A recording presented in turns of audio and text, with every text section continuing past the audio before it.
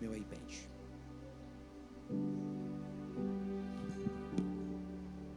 É linda essa loura, né? Meu Deus.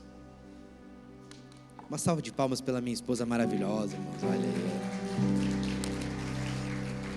Só tô aqui porque é ela que me deixa de pé, irmãos. É Deus e ela. Amém. Glória a Deus.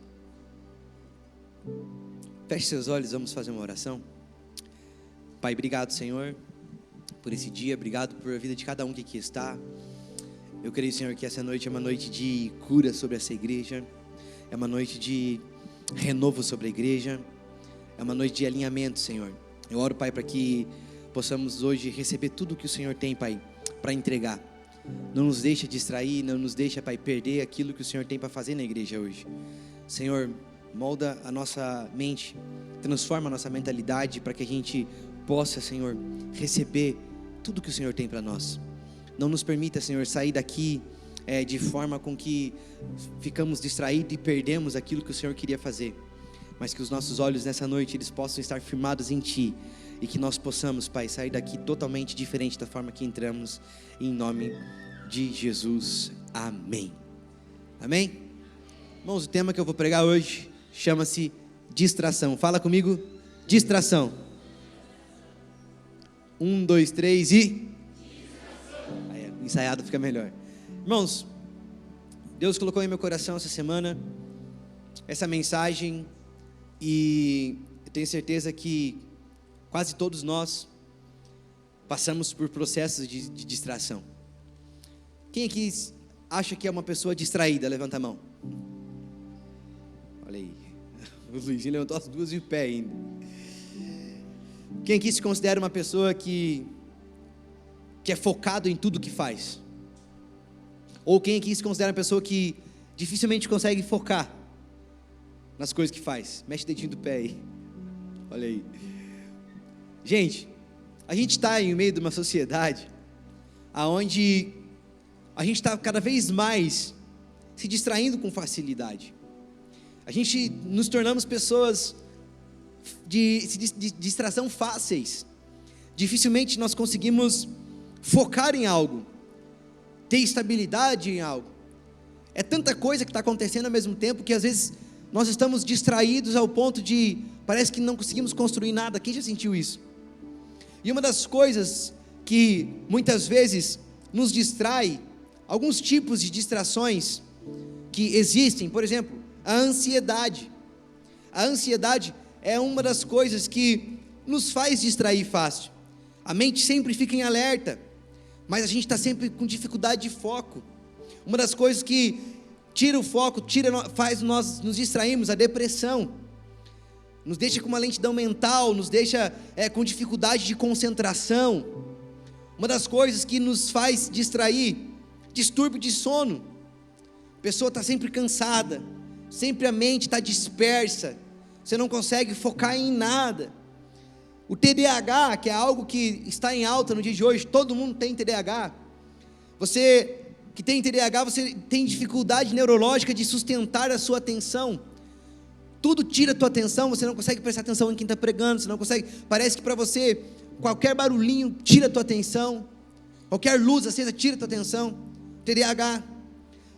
Estresse crônico, pessoas que estão com estresse tão grande que o cérebro está em um modo de sobrevivência. Parece que você está só sobrevivendo, está tão ocupado, tão preocupado, tão cheio de coisa, tão sobrecarregado que tua vida parece que é só sobreviver. Essas coisas que eu falei aqui, que ansiedade, depressão, distúrbio de sono, TDAH, estresse crônico, isso não é falta de fé. Isso aqui não tem nada a ver com fé. Às vezes a igreja por muitos anos falava que tudo, falta Deus aí na sua vida, falta orar, vai orar mais, vai jejuar mais, vai isso, vai aquilo. E isso aqui não são coisas que são falta de fé. Isso aqui são coisas que é necessário você fazer tratamento com pessoas que têm especialidade para isso, pessoas que têm expertise para isso, profissionais da saúde, psicólogo, neuropsicólogo, e por aí se vai, os profissionais médicos, porque muitas coisas dessas que eu falei, vai ser necessário tomar um remédio às vezes. Então, nem tudo o que te distrai, nem toda ansiedade, nem toda depressão, nem todo TDAH, nem todo distúrbio de sono, nem todo estresse crônico é falta de Deus. Nem tudo isso é falta de fé. Às vezes, falta vitamina. Agora, na era da missionária Monjaro, que todo mundo está tomando Monjaro, só não toma Monjaro, não vou falar, senão vão ficar bravos comigo. Antes, a gente via as pessoas com menos foco na Monjaro, agora está todo mundo tendo acesso. E a Monjaro é um medicamento que tira vitamina. A Monjaro é um medicamento que tira tensão. A Monjaro é uma coisa que, se você não fazer a reposição hormonal, você vai ficar doente. Eu já vi várias pessoas que, eu estou com desânimo, pastor, eu estou carregado, eu estou com sono. Eu falo, irmão, isso aí eu já passei, isso aí é Monjaro, né? Não, eu estou tomando a dose certa. Irmão, não existe dose certa ou errada. Tomou Monjaro, você vai ficar com sono, você vai ficar cansado, é normal, faz parte. Isso não é falta de fé. A ansiedade e a depressão tem coisas que não é falta de fé. Para de você ter na tua cabeça que muitas vezes a igreja pregou por vários e vários anos. A pessoa tem depressão, está endemoniado. Não está endemoniado. Tem coisas que você precisa fazer tratamento mental. Tem coisas que você precisa procurar um especialista para te ajudar. Isso é neurociência. Viu? Chique, né? O pastor estuda para pregar.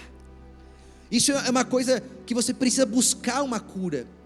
Claro que Deus, Ele nos dá o sustento, Deus, Ele nos dá ânimo, mas são coisas que são provadas cientificamente que você precisa de ajuda.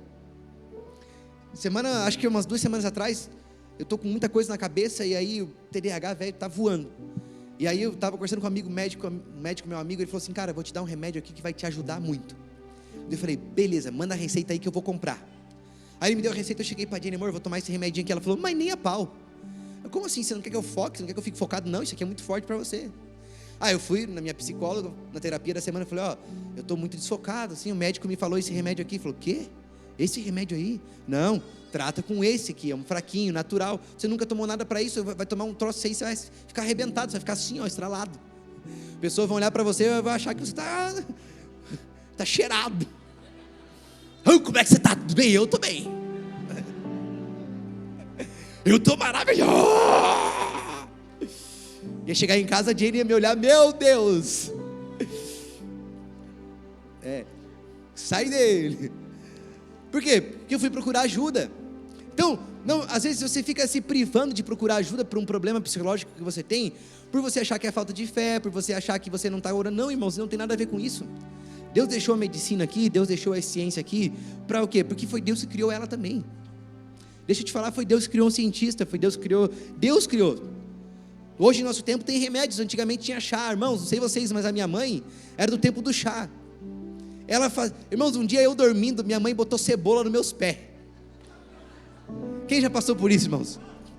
Olha aí, cebola, irmãos, eu dormindo, de repente eu senti aquele cheiro, eu falei, meu Deus. Aí eu olhei a mãe, botei uma cebolinha para tirar a febre.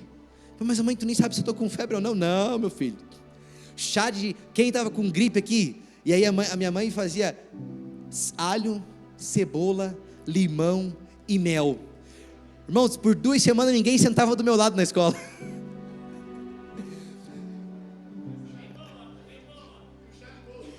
Chá de boldo nem vamos falar. Bom, tio Zélio está nessa época ainda, né, tio Zélio? Remédio não, só chá. Mas perceba que desde sempre teve coisas que a gente veio acompanhando, porque para curar. Então, crente, você que está aqui hoje sentado, se você está com algum problema disso, nem tudo é falta de Deus, não fica se pesando aí, será que Deus me esqueceu, será que Deus não me ama mais? Não, querido, se Deus não te amasse, nem aqui você estaria, pode ter certeza. É que tem coisas que você precisa de ajuda. Mas onde eu quero chegar com isso? É que eu andei pesquisando, irmãos, e em 2026 é o ano que todo mundo está com a expectativa alta, sim ou não? Eu não sei vocês, mas todo mundo entrou no ano de 2026 parece que com gás. 2025 foi difícil, 2025 foi ano de muita luta, muito problema. Então a gente já virou o ano, esse ano vai ser um ano que eu vou arregaçar. Esse ano ninguém mais me segura, esse ano vai ser um ano do extraordinário. E eu acho muito legal. E eu também estou assim, porque eu estou com a expectativa gigantesca. Eu falo para a Jenny, amor, 2025 Deus nos preparou, Deus nos tratou, Deus levou para deserto, Deus tirou coisas, Deus limpou, Deus tirou pessoas, Deus tirou de lugares, Deus mudou ambientes. Por quê? Porque 2026 é o ano da promessa, 2026 é o ano que as coisas vão acontecer, 2026 é o ano que nós vamos voar, 2026 as coisas vão dar certo. Eu estou com essa expectativa. E eu acho que todos vocês aqui estão, porque ninguém começa um ano triste. Todo mundo quando vira o ano faz várias promessas, sim ou não? Quem fez a campanha das 12 noites aí? Quem já viveu alguma coisa das 12 noites aí que botou lá no papelzinho? Alguém já viveu? Já? Ah, você vai ter que vir contar. Nós vamos gravar um vídeo então. Já teve gente que viveu coisa do pedido da campanha. Então a gente está nessa empolgação. Só que eu andei pesquisando, irmãos, e olha só. Uma das coisas do ano de 2026 que mais vai distrair, mais vai tirar o foco, uma das coisas que mais vai fazer com que as pessoas percam o seu foco em fazer acontecer as coisas. Primeiro, excesso de estímulos. O que é isso? Muito celular, muitas notícias, redes sociais. O excesso de estímulos vai ser uma das coisas que vai mais fazer as pessoas se distrair, Luciano. Isso aqui, irmãos, é uma coisa que distrai muito fácil as pessoas. E há uma prova cientificamente falando que 2026 é um dos anos onde as pessoas mais irão perder o foco, mais irão se distrair. Primeiro, excesso de estímulos. Segundo, ansiedade pelo futuro. Economia, crise, instabilidade. A gente não sabe o que vai ser, eleição. Todo mundo preocupado, será que o Brasil vai dar certo? Será que não vai? Será que eu vou ter dinheiro? Será que eu não vou ter? E esses excessos dessas coisas, dessa ansiedade pelo futuro, vai fazer pessoas perder o foco. Outra coisa, falta de rotina, limites. Você não consegue impor limites, você fica carregando consigo coisas que não era para carregar. Pessoas que viram o ano, passam o ano, mas parece que só mudou um número, continua carregando os mesmos fardos, as mesmas preocupações, os mesmos medos, os mesmos temores. Uma das coisas que mexeu muito comigo é que a sobrecarga emocional é uma das coisas que mais vai fazer os brasileiros desfocar. Sobrecarga emocional. Gente, eu estava estudando sobre isso e eu ficava pensando, meu Deus, cara, eu não acredito que sobrecarga emocional. E sabe que eu vejo isso, e uma das coisas que mais mexe comigo, queridos, é a sobrecarga emocional, né? Porque nós temos muita dificuldade em ter conversas difíceis. A gente tem muita dificuldade em resolver problemas. A gente acha que nós somos o Superman, nós somos a Mulher Maravilha, aquele que é responsável por resolver todos os problemas, é responsável por carregar todos os fardos. Então, o excesso emocional é uma das coisas que a neurociência, que os estudos apontam que em 2026, o excesso, a sobrecarga emocional vai sufocar pessoas. Vai sufocar pessoas. Por quê? Porque quem está sobrecarregado emocionalmente não consegue fazer nada. Quem está sobrecarregado emocionalmente com quem está com uma carga emocional tão grande, não consegue avançar, não consegue crescer. Por quê? Porque passa dia e noite preocupada com o quê? Com aquilo que está carregando, aquilo que está te moendo por dentro. Sobrecarga emocional já se chama o quê? Sobrecarga. É além daquilo que você poderia carregar. É mais forte do que aquilo que você pode suportar. Por isso que diz sobrecarga. E se 2026 é um ano em que estão falando que a sobrecarga emocional vai ser tão grande, eu fico preocupado. Por quê? Porque sobrecarga é nada mais, nada menos do que você estar carregando coisas que já era para você ter deixado. Sobrecarga emocional é você estar assumindo responsabilidades que não era para você assumir. Sobrecarga emocional é você estar problemas que deveriam ter sido resolvidos que você não resolveu. Sabe aquelas conversas difíceis de você decidir parar de ser responsável por aquilo que Deus não pediu para você ser responsável? Sobrecarga emocional é você ficar com um fardo que muitas vezes já teria que ter deixado para trás. Eu contava de manhã aqui, nas férias nossa agora, na viagem das férias, irmãos, nós estávamos com 8 bolsas gigantescas, 8 malas, mais meu sogro e minha sogra. Eles não são mala não, as malas deles, irmãos.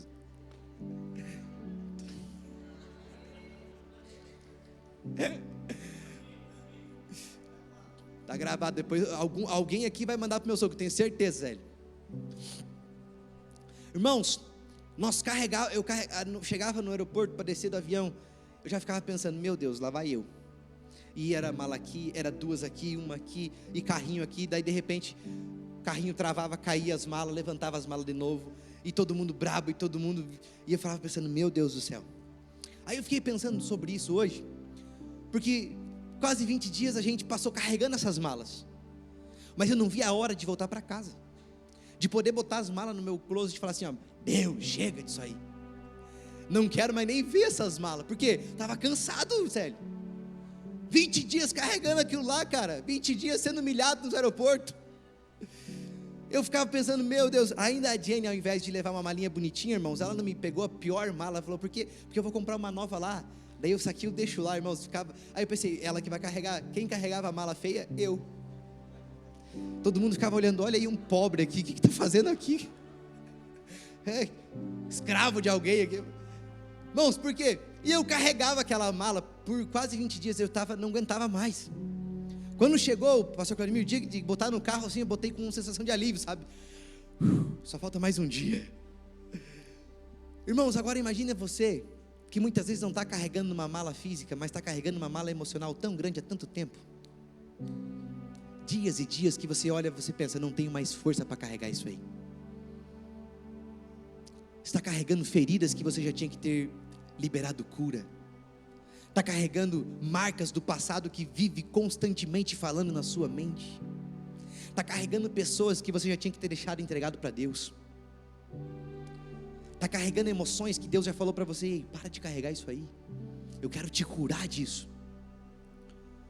Está carregando preocupações sobre o futuro, que você fica o tempo inteiro carregando essas coisas com você. Deixa eu dizer uma coisa, você não vai suportar por muito tempo.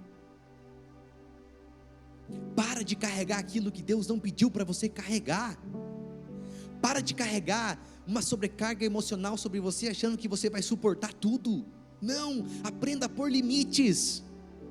Aprenda a pôr limite nas coisas. Não deixe que as pessoas façam de você um boneco, achando que tudo suporta. Joga para ele, suporta isso, suporta aquilo, vai, fala isso, fala. Às vezes eu fico pensando, meu Deus, eu tenho que aprender a ter conversa difícil, mas eu não consigo. Às vezes eu falo para Deus, eu preciso ter conversa difícil, eu preciso me liberar de coisas que o Senhor já mandou eu liberar, e eu não consigo, eu fico carregando junto. Irmãos, imagine você viver uma vida inteira carregando fardos com você. Imagine você uma vida inteira carregando coisas sobre o emocional, sobre os outros. O pior de tudo, imagine você carregar uma vida inteira a frustração de muitas coisas que não deu certo na sua vida. Tem muitas pessoas que carregam consigo uma responsabilidade do porquê não está dando certo as coisas, e isso te corrói. Isso faz você não ter alegria, faz você não ter esperança, isso faz você desenvolver tantas coisas que eu já falei aqui. E quando eu estudava e eu via excesso emocional, sobrecarga emocional, Deus falava comigo, sobrecarga daquilo que eu não pedi para carregar,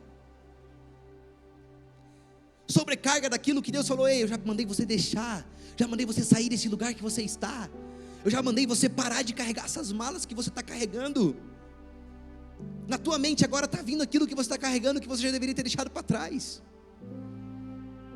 Na tua mente agora já está começando a vir coisas que estão te corroendo por dentro, estão te matando, estão fazendo você perder as forças, estão fazendo você perder a esperança. 2026 é a nossa expectativa de ser um ano tão especial, um ano tão de conquistas, um ano de viver o extraordinário, mas você com um excesso emocional, carregando uma carga que não é tua, você não vai viver nada. Vai ser mais um ano que vai chegar em dezembro e você vai olhar e falar, poxa, não construí nada, não foquei em nada.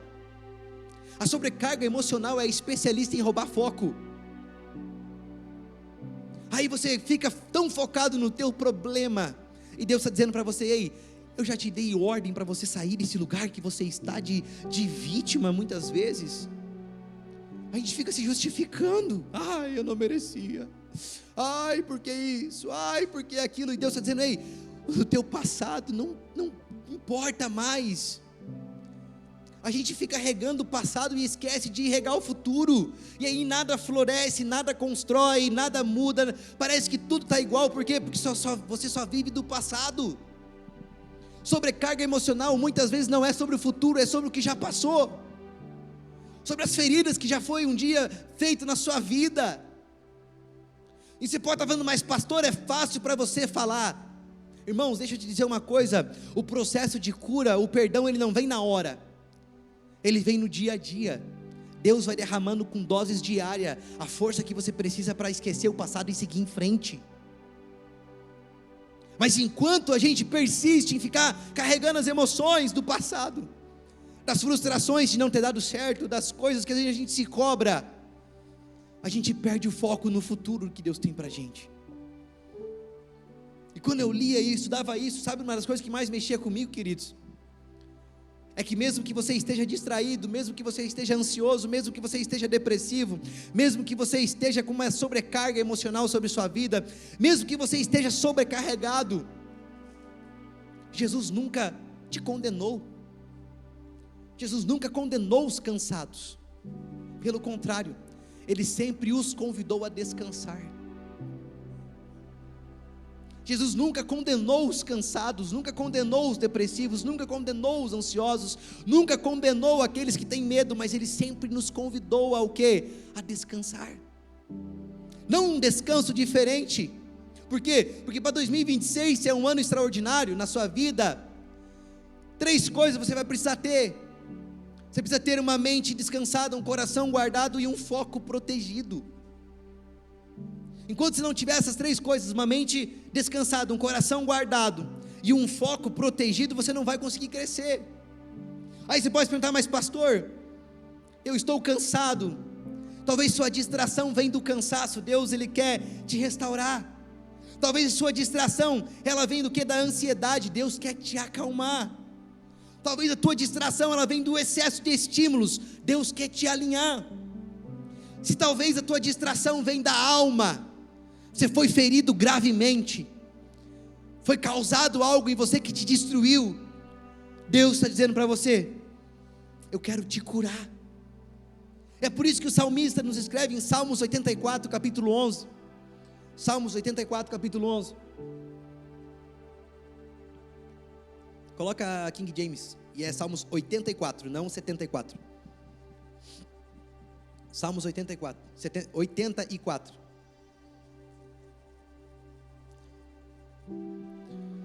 porque o Senhor Deus é um sol e escudo, o Senhor concede graça e glória, Ele nenhum bem recusa aos que vivem com integridade. O que a Bíblia está dizendo aqui? O que o salmista quer dizer aqui? É algo poderoso que está escrito nesses salmos, que quando eu estava estudando ele, Deus ministrava tanto em meu coração. Porque se Deus, Ele não condena os cansados, os ansiosos, os depressivos, Ele convida a descansar, o que o salmista está dizendo? Porquanto Deus, o Eterno, é sol e escudo. O que o sol significa? Sol significa clareza e direção. Por quê? Porque onde tem um sol está claro. Aonde tem sol você tem direção, aonde você consegue enxergar, você é direcionado.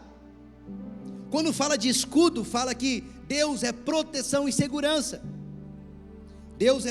Se sol significa direção e clareza, escudo significa o quê? Segurança e proteção. Ou seja, irmãos, antes de Deus fazer algo extraordinário na nossa vida no ano de 2026, antes de Deus derramar um favor sobre nós, antes de um milagre vir sobre nós, Deus primeiro precisa nos alinhar. Deus primeiro precisa colocar o nosso foco nele de novo. Por quê? Porque o texto fala uma coisa clara, olha só: aqueles que vivem com integridade, Deus não recusa nenhum bem. Ele fala o quê? Ele nenhum bem recusa aos que vivem com integridade. O que significa isso, irmãos? O favor de Deus, o milagre de Deus, a direção de Deus jamais vai se manifestar em pessoas fragmentadas. O que é fragmentados? Pessoas que estão pela metade. O que o salmista Davi está dizendo aqui é claro, ele está falando, Deus não manifesta a sua glória para pessoas fragmentadas. Deus não manifesta a sua glória para pessoas que não vivem em integridade. E integridade é inteiro. Então, para Deus ser o nosso sol, a clareza, para Deus ser o nosso escudo, a proteção, nós precisamos ser íntegros com Ele, que significa ser inteiros. Viver inteiramente para Deus, não em pedaços. O problema é que a gente quer que Deus seja direção, a gente quer que Deus seja escudo, a gente quer que Deus seja proteção, mas nós nos entregamos para Deus parcialmente. Nós nos entregamos para Deus metade só. Deus, algumas áreas da minha vida o Senhor pode trabalhar. O Senhor trabalha nisso aqui, eu me deixa rico, o Senhor me dá um carro bom, o Senhor me dá uma casa boa, mas no meu emocional o Senhor não mexe. Liberar perdão, nem pensar, Deus, isso aí não quero.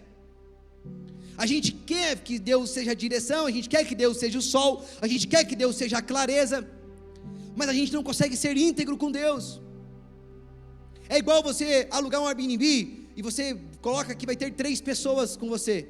Você entra na casa, a casa tem 6 quartos, 3 quartos serão fechados, porque você está apenas em 3, você alugou 3, muitas vezes, nós somos assim com Deus.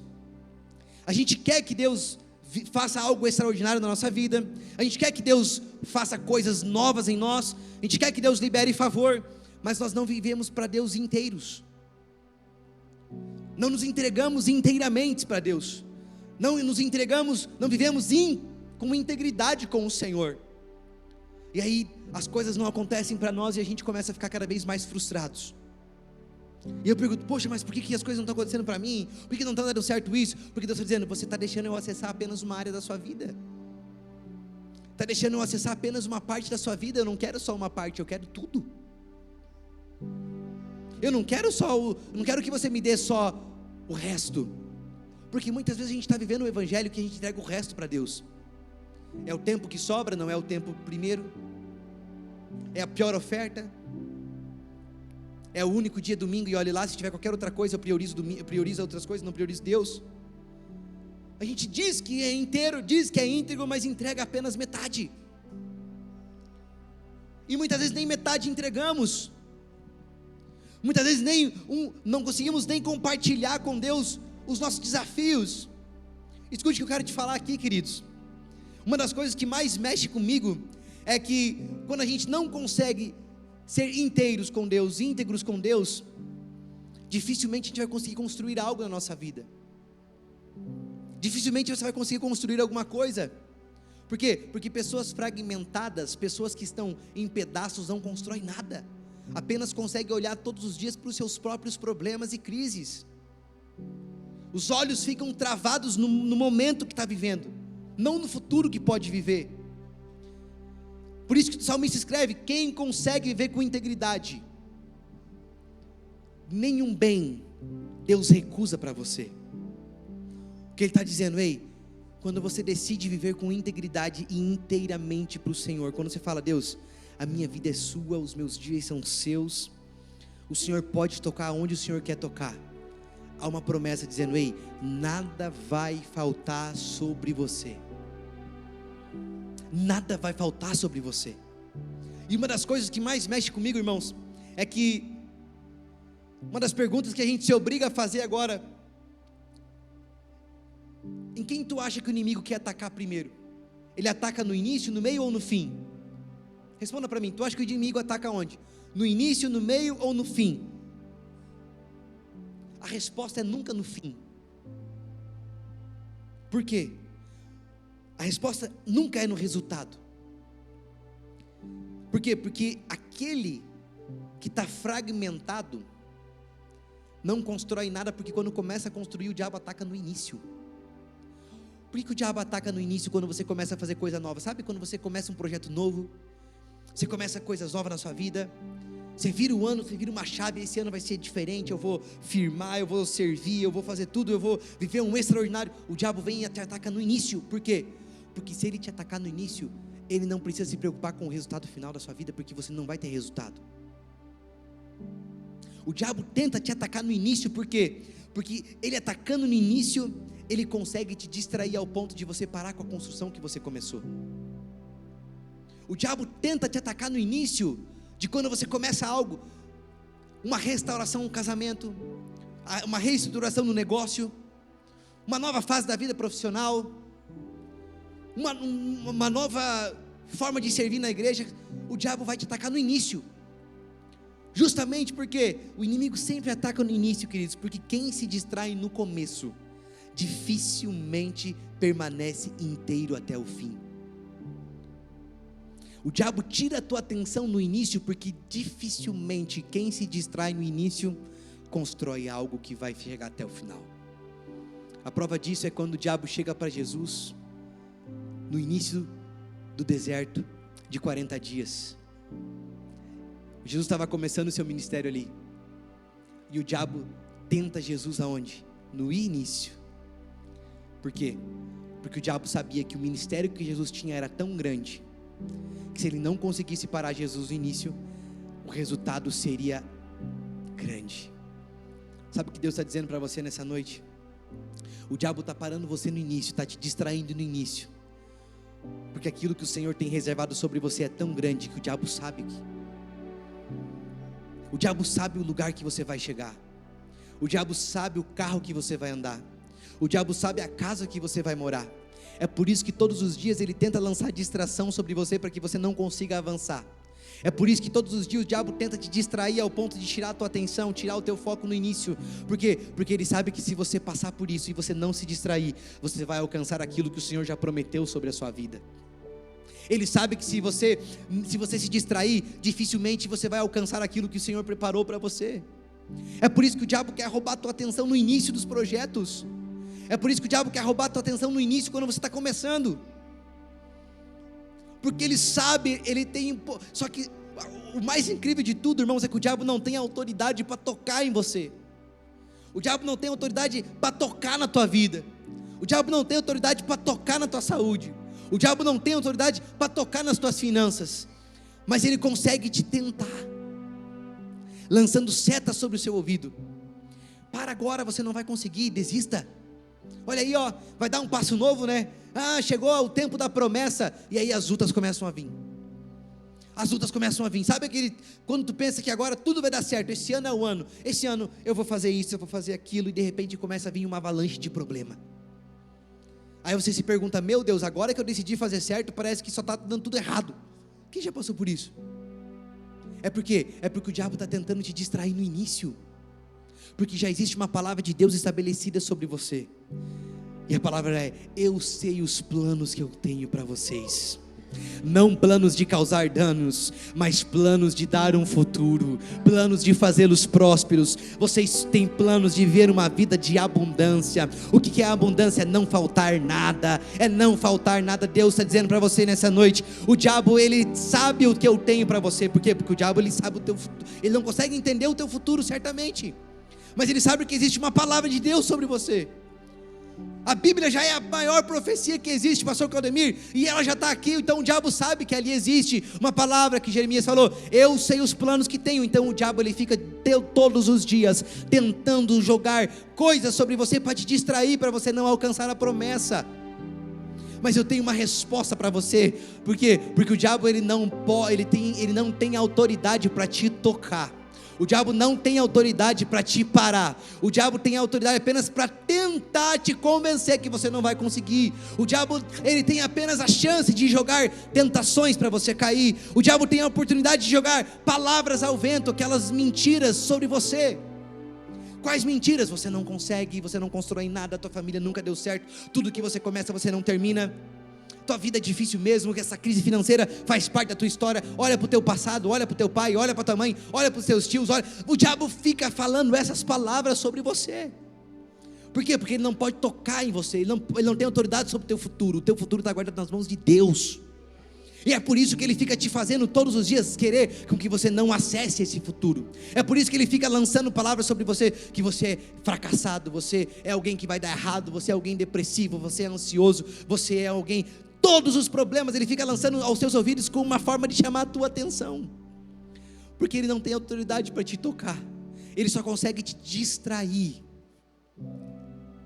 É por isso que ele tenta te parar no início. Mas o que Deus está dizendo para você nessa noite é simplesmente algo Filho, o diabo não te toca. Filho, o diabo não te para. Filho, o diabo não tem autoridade para tocar em você. O diabo não tem autoridade para tocar nas suas finanças. O diabo não tem autoridade para tocar na sua história. O diabo não tem autoridade para tocar na sua família. O diabo não tem autoridade para tocar nos seus negócios. O diabo não tem autoridade para frustrar os seus sonhos. Há uma palavra de Deus para você. Se você crê nisso, você vai pegar. Há uma palavra estabelecida sobre a sua vida. Há uma palavra de Deus já estabelecida sobre a sua vida. Qual palavra é essa, pastor? Os planos de Deus não serão frustrados na sua história. Os planos de Deus não serão frustrados na sua história. Tem mais, pastor? Tem. O Senhor tem uma vida de abundância para você. O Senhor tem coisas novas para você. O Senhor tem coisas extraordinárias para você. Ah, tem mais, pastor? Tem. Os planos de Deus para você são coisas que ninguém nunca ouviu, são coisas que ninguém nunca tocou, são coisas que ninguém nunca experimentou, porque há algo novo de Deus preparado para a tua história. Nessa noite Deus está dizendo para você: não é mais tempo de se distrair, não é mais tempo de ficar olhando para o que passou, não é mais tempo de ficar olhando para pastor, mas eu fui tão ferido. Não tem problema, o Senhor está te convidando nessa noite a descansar. O Senhor está te convidando nessa noite a você confiar. O Senhor está te convidando nessa noite a você descansar, porque Ele é o bom pastor. Ele tem um pasto verdejante para você. Ele guia a sua vida por águas tranquilas. Ele cuida da sua história.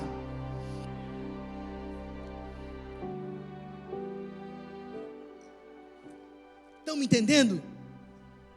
O diabo tenta tocar no início, por quê? Porque ele tocando no início, ele destruindo o início, você não constrói nada. Mas se Jesus conseguiu vencer a tentação no deserto, é uma palavra sobre você, você também vai conseguir vencer. Você não vai ser baseado pelas mentiras que o diabo fala a teu respeito. Você não vai ser conduzido pelas mentiras que o diabo fala sobre você. Escute aqui, é muito forte o que está acontecendo aqui nessa noite. Ei, você não vai viver pelas mentiras, não. Você vai rebater essas mentiras com as verdades de Deus sobre você. Você não vai ser alguém que vai cair nas tentações do início. Você não vai ser alguém que o diabo vai conseguir te parar no início. Você não vai ser alguém que vai cair na distração do início. Você vai ser alguém que vai estar com os olhos focados naquilo que o Senhor tem a teu respeito. Os teus olhos não estarão mais presos aqui na terra. Os teus olhos estarão presos no céu, do autor e consumador da nossa fé, aquele que é o socorro bem presente na hora da angústia, aquele que tem a última palavra.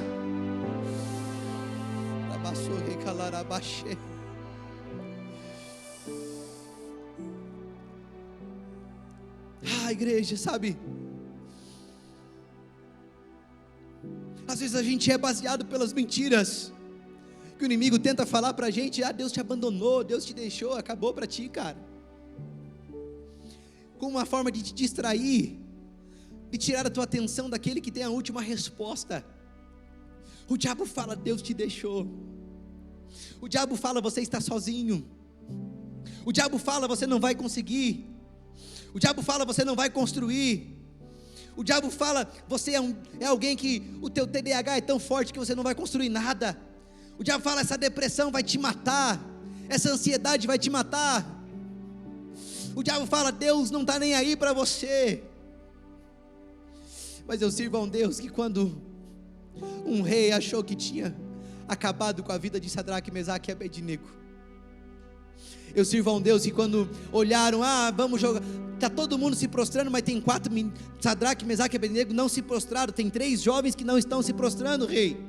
O rei olha para dar mais uma chance para eles, fala que aqueles que não se prostrarem diante da estátua que eu fiz, irão cair em uma fogueira que estará aquecida 7 vezes mais. O rei olha, toca a trombeta, e de novo eles fazem o quê? Não se prostram. Não se prostram. Aí o rei pensa: joga esses homens na fornalha. Os seguranças vêm, colocam eles, e o calor era tão grande que só de ter jogado de perto já caíram mortos. Mas de longe o rei começa a fazer uma pergunta: ei, quantos foram jogados? Quantos foram colocados dentro da fornalha?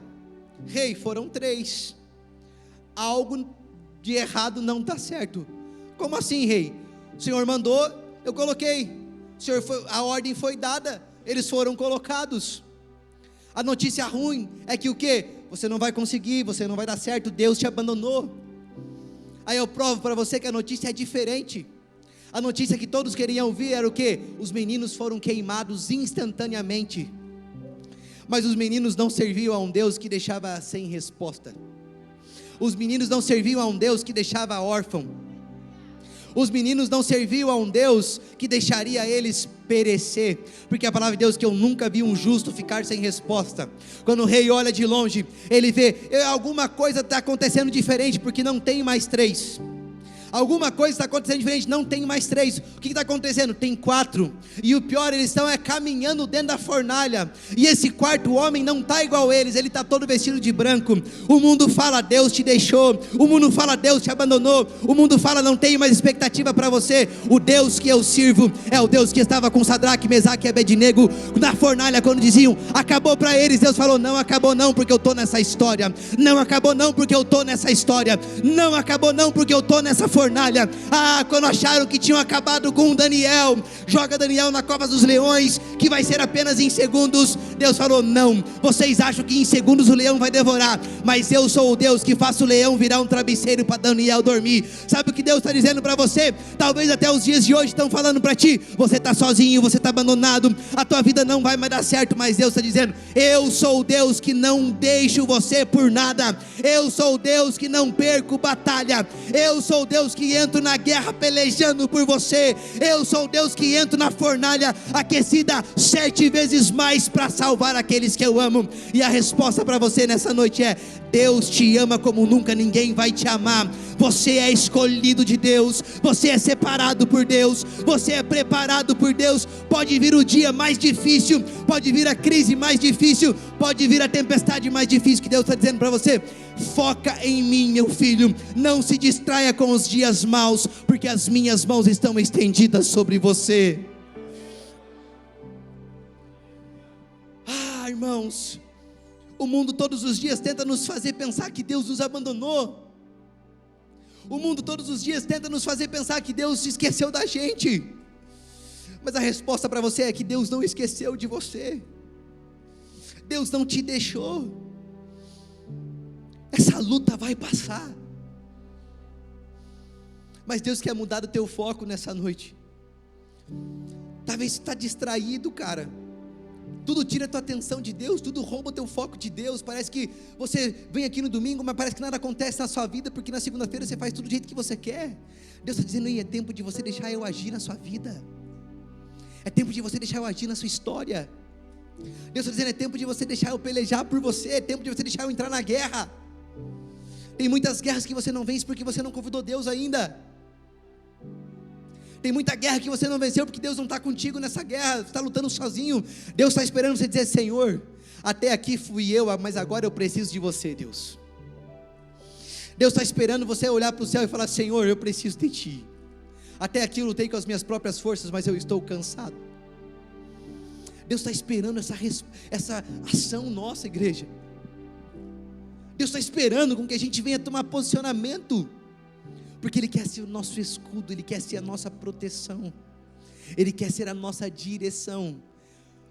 Por quê? Porque quando Ele conseguir ser o escudo que nós precisamos, a clareza que nós precisamos, a direção que nós precisamos e a proteção que nós necessitamos, bem algum vai faltar sobre você, bem algum vai faltar sobre sua casa, bem algum vai faltar na sua vida. Mas uma das coisas que mais faz com que a gente se distraia chama-se falta de identidade, não saber quem somos. Perceba algo, irmãos. Quando Adão e Eva estavam no Éden, a serpente vem até eles e fala: sabe por que Deus não deixou você comer desse fruto aí? Não, Deus deixou a gente comer de tudo, menos disso aqui. Porque Deus, se vocês comerem isso aí, vocês vão ser igual a Deus. Mas eles foram criados à imagem e semelhança de quem? Eles foram criados à imagem e semelhança de quem? Eles foram criados à imagem e semelhança de quem? Eles já não eram igual a Deus? Mas o diabo vem na identidade, querendo roubar a identidade, porque se eu falar para Adão e Eva que se eles comerem esse fruto eles vão ser igual a Deus, eles vão esquecer que eles já foram criados à imagem e à semelhança de Deus. O diabo roubou a identidade de Adão e Eva, simplesmente porque ele conseguiu adentrar a mente deles, querendo tirar a identidade de quem eles eram. Eles já eram a imagem e a semelhança de Deus, cara. Deus só tinha pedido para eles não comer o fruto por um ato de obediência. Deus só tinha pedido para eles não comer o fruto como um ato de simplesmente, cara, sejam obedientes. Mas o diabo vai literalmente na identidade de Adão e Eva. Por quê? Porque aquele que não tem identidade própria segue o que todo mundo fala. Uma coisa que eu vejo nos dias atuais é pessoas que não têm identidade definida, sabe? Todo mundo tem voz sobre você. Parece que a opinião dos outros é mais importante do que a tua própria opinião. Coloca uma roupa, se acha bonito, mas se alguém fala que está feio, vai lá e troca. Não tem autoestima. Não consegue seguir uma ideia que veio para você, um projeto que veio para você. Vem alguém e fala que a ideia é ruim, você para. Fica refém do que os outros vão te direcionar. Essa falta de identidade é uma das coisas que mais faz com que nós venhamos se distrair, cara. Adão e Eva foram distraídos aonde? Dentro do jardim, cara. No Éden. Perderam o foco em Deus. Por quê? Porque uma simples palavra, você pode se tornar igual a Deus, fez eles anularem todos os dias que Deus já vinha conversando com eles no jardim. Muitas vezes, quando você está com a sua identidade distorcida, tudo aquilo que Deus já construiu na sua vida, parece que não foi nada perante o que as pessoas falam a seu respeito. É por isso que muitas pessoas se distraem com a opinião dos outros, porque não têm identidade própria. E aqui está alguém que pode falar sobre isso, porque todos os dias eu luto para manter a identidade de quem eu sou. E talvez eu nem tenha descobrido ainda com integridade total quem eu sou em Deus. Porque quando vem alguma coisa que às vezes mexe com a tua imagem, balança. Estão falando que é isso, estão falando que é aquilo, mas não é. E aí você para mais tempo se preocupando com o que estão falando do que se preocupando com o que Deus está pensando. Falta de identidade própria faz você olhar para o que os outros falam e não para o que Deus pensa. A nossa identidade já está bem firmada, filhos, não mais servos, não mais apenas amigos, mas filhos de Deus. E isso às vezes está tão distorcido em nós, que nós carregamos uma identidade de órfãos. Carregamos uma identidade de órfãos dentro de nós. Alguém que tem um vazio tão grande dentro de si, que procura preencher em tudo que é coisa que Deus não quer que preencha. Busca preencher a felicidade aonde não encontra. Busca preencher vazio aonde não consegue preencher. Falta de identidade. É por isso que o diabo conseguiu fazer com que Adão e Eva caíssem em desobediência, porque eles foram na mente falando uma coisa que vocês podem ser igual a Deus. Sabe o que eu vejo, irmãos? Nos dias atuais o diabo tem roubado muita identidade de pessoas apenas com setas falando. Tantas pessoas que são movidas pela opinião alheia, tantas pessoas que são movidas pela opinião dos outros, tantas pessoas que dão mais importância para o que os outros pensam do que o que Deus pensa. Nós estamos construindo uma vida inteira, muitas vezes, sendo fantoches. Deixamos com que as pessoas consigam nos moldar. Vivemos com que as pessoas consigam ficar definindo a gente, sabe? Ah, não faça isso, não faça aquilo. Todo mundo tem voz sobre você, você não tem opinião própria. Falta de identidade. Quando você sabe quem você é em Deus, meu irmão, quando você sabe quem você é em Deus, quando você reconhece a tua identidade de Cristo, em Cristo, e vive essa identidade de filho, você lembra que existe uma herança guardada já para você. Você não fica correndo atrás de migalhas aqui na terra. Você não fica correndo atrás de aplausos aqui na terra. Você não fica correndo atrás de aprovação terrena. A tua única preocupação é conseguir a aprovação celestial. Quando a tua identidade está bem firmada em quem você é em Cristo, a sua maior preocupação é: será que eu estou sendo aprovado por Deus? Porque quando você for aprovado por Deus, pode ter certeza que a terra aqui, as pessoas vão querer ter você perto, ou talvez não. Mas a tua certeza de ser aprovado por Deus é você saber que a tua esperança e a tua identidade não é de órfão, não é de perdedor, não é de fracassado, não é de nada disso. A tua identidade está escrito: você é filho de Deus. E quando eu lembro disso, eu fico pensando: eu não fui uma obra do acaso, o meu pai não foi um erro do meu pai e da minha mãe, eu não nasci de qualquer jeito, não. Você lembra que você já foi sonhado por Deus. Deus já tinha planejado a tua história mesmo antes do teu pai e tua mãe pensar em ter você. Deus já tinha pensado a teu respeito mesmo antes do teu pai e tua mãe um dia imaginar ter você. Deus está falando com alguém aqui nessa noite: ei, você não é obra do acaso, não. Você não foi um erro do casamento dos teus pais. Pelo contrário, Deus escolheu você.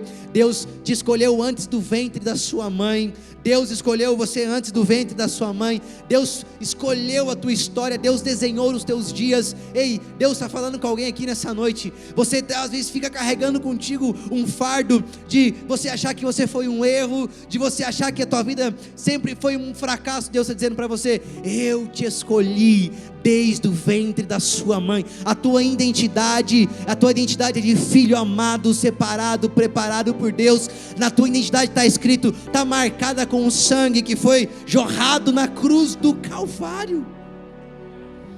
É essa identidade que você carrega. Você não é órfão. Você não é obra do acaso, não, queridos. Não se distraia mais com isso.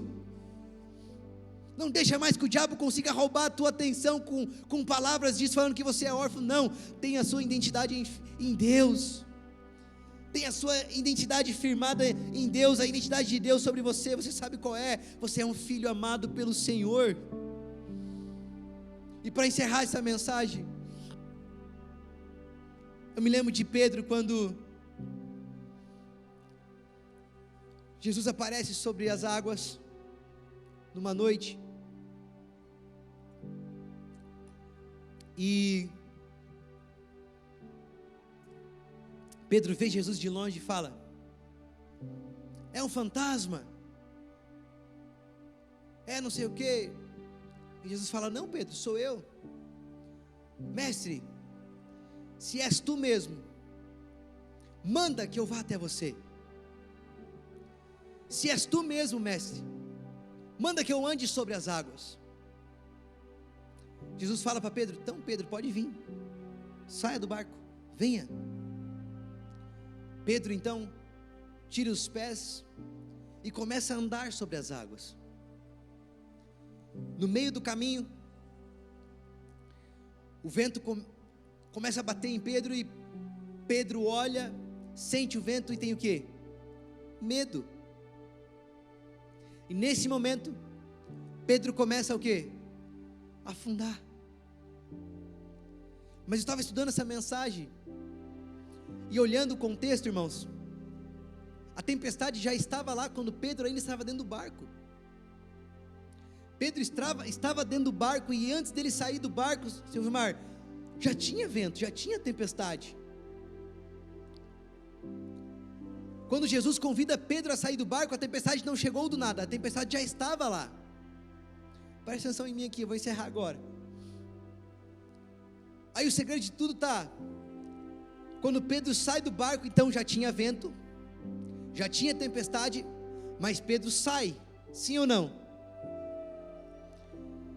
Mas no meio do caminho, Pedro nota a tempestade que já existia antes, porque ele tinha perdido seu foco em Jesus que estava na frente. Pedro perde o foco em Jesus e sente o vento, e aí tem medo. A verdade é o quê? Enquanto Pedro estava focado em Jesus, enquanto os olhos de Pedro estavam firmados em Jesus, o vento estava batendo, mas Pedro não estava nem aí. O vento estava soprando, a tempestade estava soprando, mas Pedro não estava nem aí, porque ele sabia quem estava na sua frente.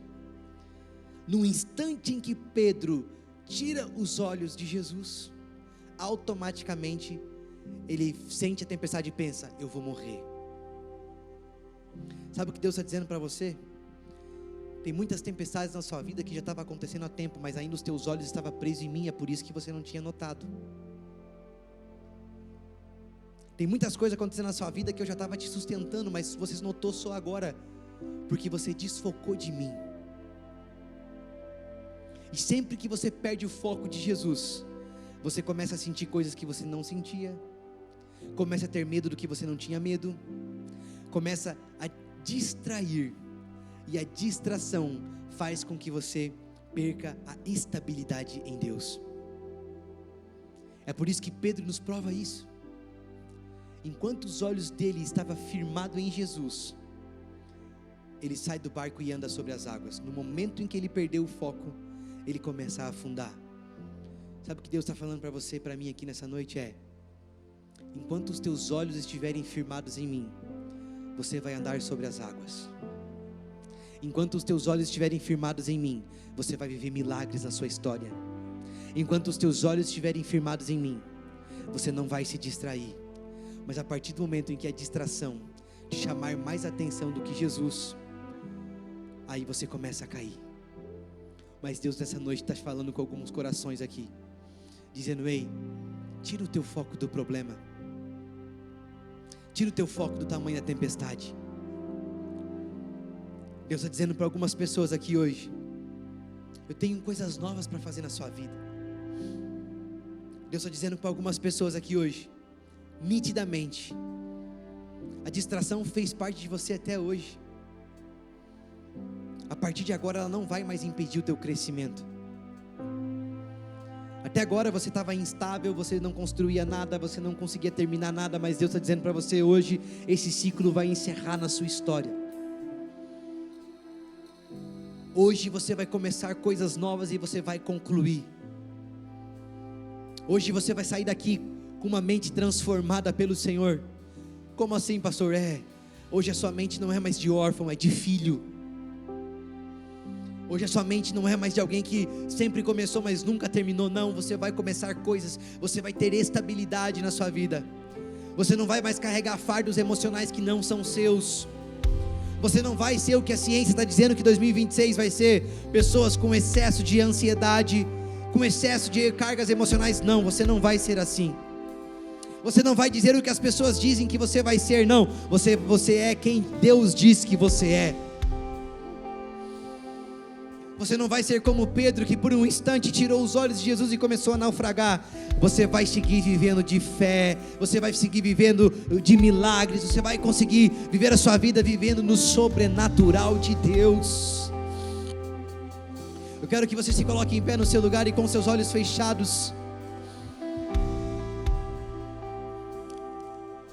Talvez essa palavra mexeu no teu coração hoje. Deus está falando para ti: ei,